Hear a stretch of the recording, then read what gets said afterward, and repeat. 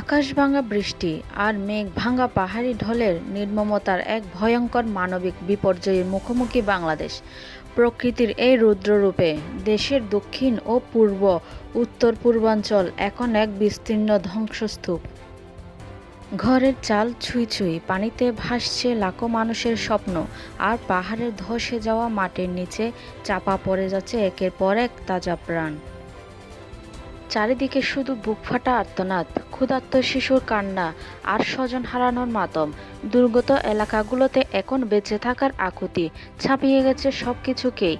এক চরম অনিশ্চয়তা আর অপূরণীয় অর্থনৈতিক ক্ষতির মুখে দাঁড়িয়ে পুরো দেশ।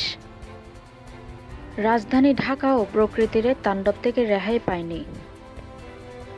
রবিবার ভোর থেকে টানা বর্ষণে ঢাকার Mirpur, Dhanmondi, green road, new market, Banani ও পুরান ঢাকাসহ অনেক এলাকা হাঁটু থেকে কোমর পানিতে তলিয়ে যায়।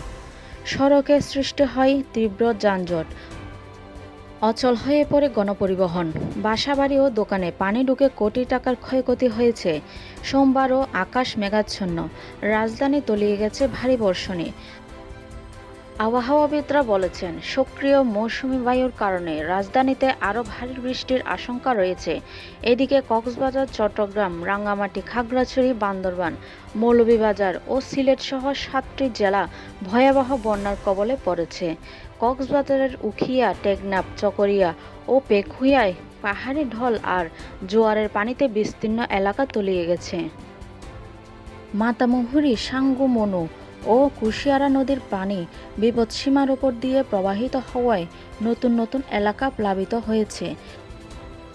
সবচেয়ে হৃদয় বিদারক চিত্র পাহাড়ধস কবলিত এলাকাগুলোতে এখন পর্যন্ত অন্তত ৫১ জনের মৃত্যু হয়েছে, যার মধ্যে কক্সবাজারে প্রাণ গেছে ২৮ জনের। নিহতদের ১৩ জন রোহিঙ্গা শরণার্থী। কোথাও একই পরিবারের কয়েকজন একসঙ্গে প্রাণ হারিয়েছেন।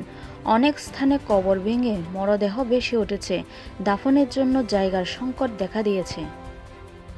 প্রায় ২,৬৭,০০০ পরিবার পানিবন্দী। ৪৪,০০০-এরও বেশি মানুষ আশ্রয়কেন্দ্রে ঠাঁই নিয়েছেন। বিশুদ্ধ পানি, খাবার, বিদ্যুৎ ও মোবাইল নেটওয়ার্কের সংকটে দুর্ভোগ চরমে। ৩৩,০০০-এরও বেশি ঘরবাড়ি ক্ষতিগ্রস্ত হয়েছে। ভেঙে গেছে সড়ক, সেতু ও কালভার্ট। সেনাবাহিনী, নৌবাহিনী ও কোস্টগার্ড উদ্ধার অভিযান চালালেও টানা বৃষ্টি পরিস্থিতিকে আরও ভয়াবহ করে তুলেছে। এখন সবার একটাই প্রার্থনা, প্রকৃতি যেন অন্তত একটু দয়া করে।